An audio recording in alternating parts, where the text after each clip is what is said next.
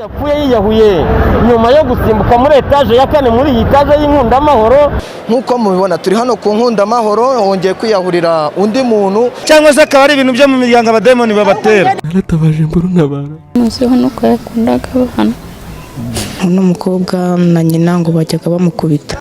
Tariki 10 z'ukwa cyenda buri mwaka izirikana umunsi wo kurwanya kwiyahura. Ibaze yuko buri mwaka ku isi haba hiyahuye abantu miliyoni, bivuze yuko muri masagonda 40 ku isi haba hiyahuye umuntu. Ibyo ni ibitangazwa n'ishami ry'umuryango w'abibumbye ryita ku buzima OMS. Mu karere k'ibiyaga bigari mu bantu 1000, Kenya hiyahuramo 12, Somalia ni 17, Tanzania ni 20, Ethiopia n'u Rwanda 23, muri Eritrea 29, mu Burundi ni 31, muri Uganda bakaba 40 bose, kandi bivugwa yuko abarenga 70% by'abo bana bari abagabo. Ibyo bikankora ku mutima by'umwihariko nk'umuntu w'umugabo. Mu minsi 365 abantu benshi bahitana ubuzima bwabo, no muri Bibiliya habarukamo abagera kuri 7, kandi bose bahuje ikibazo cyo kutakira ibyababayeho hashize. Dore bimwe mu bibaranga: iyo aryamye aravuga ngo buracyaryane, ngo mbyuka karara garagurika bukarenda bucya, kandi iminsi irihuta kurusha ikibohesho cy'umuboshyi w'imyenda, ikarenda ishira nta byiringiro namba afite. Ati nyamuneka ibuka ko ubuzima bwanjye ari umuyaga, kandi ijisho ryanjye ntirizongera kubona ibyishimo ukundi, nta byiringiro namba afite. Ati n'ijisho ry'undi aba ntirizongera kumbona, ibyo bigatuma atiyumanganya akavugishwa n'agahinda, akaganya amaganya bitewe n'ishavu riri mu mutima. Ibyo byose bigatuma umutima ugambirira kwiyahura agapfa, kuko ababona ariyo nzira yo guhunga ibibazo.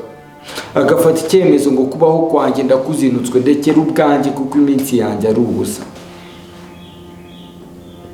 Abatabarutse bose kubera ikibazo cyo kwiyahura, Imana ibaha iruhuko ridashira. Nimba uhanganye n'ibibazo byo guhangayika n'agahinda gakabije, icyo nakubwira cyo ugomba kubirwanya. Ugomba kurwanya icyo ari cyo cyose kiri kugutera akagahinda. Sinzi nimba ari umuntu cyangwa ari ikintu, ariko ikintu cya mbere ugomba gukora ni ukujya kure yacyo, ni uguhunguka, agenda ukajya kure.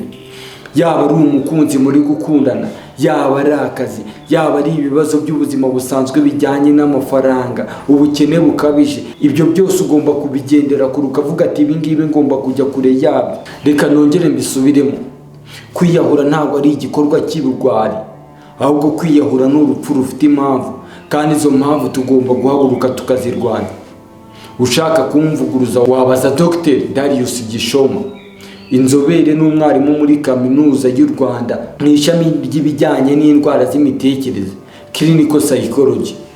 Avuga yuko umuntu wiyahura aba ageze ku kiciro cya 4, yararenze ibindi bitatu abantu baba batarabonye cyangwa barabonye bakabyirengagiza.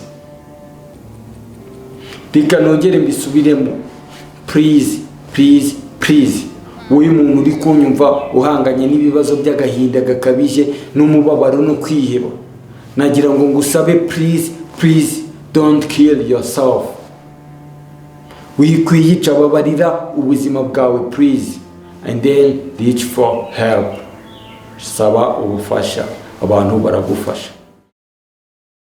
Yari Tumushimishe Eve. Wakora subscribe kuri channel yacu ya Tumu Eve, ugakanda like, ukatuha comment, byanagushobokera ukaba washaringa video zanjye. Ndabizi neza yuko hari abantu benshi zishobora gufasha kuba bahindura ubuzima bwabo n'imibereho yabo. Ciao.